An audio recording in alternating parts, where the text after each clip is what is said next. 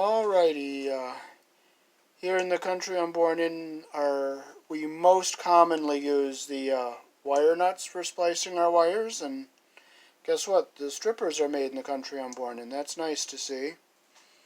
So I'll show you how to use the most common thing we use.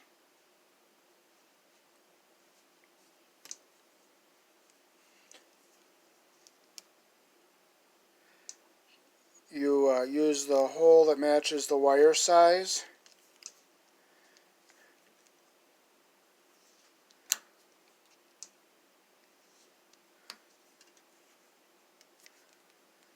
As you can see, the wire sizes are on the strippers. It says stranded and solid. So see where it says 12 on the solid side? That's the hole we're going to be using.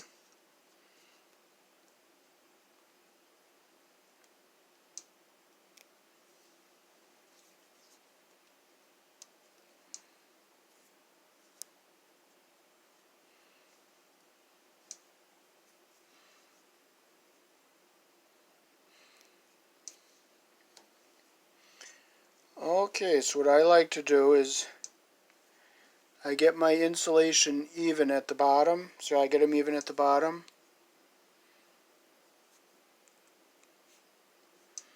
I'll start my twist.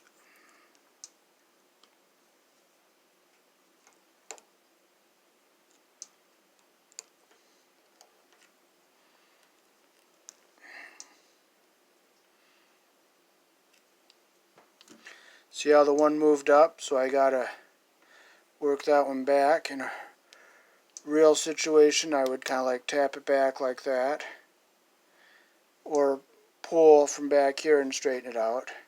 Then I'll bring my third wire in. I get the insulation even at the bottom here, and I would twist it in.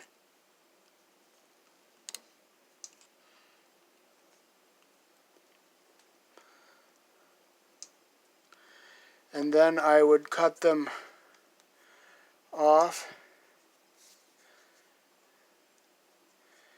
So all of the,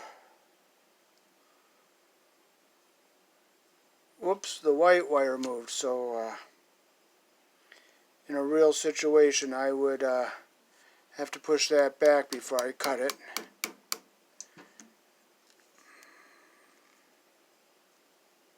Okay, now my insulation is even all the way around the bottom there. So I'd take my cutters, cut the ends off so they're all even, and put my wire nut on.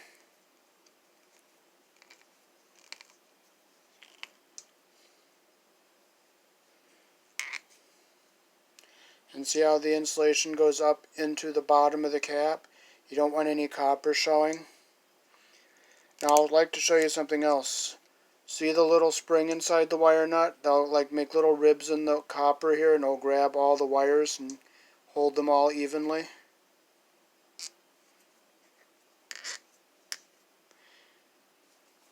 And I would tighten it. There's a tool they make for this, but I can do it with my pliers, but just don't squeeze on it, just twist it.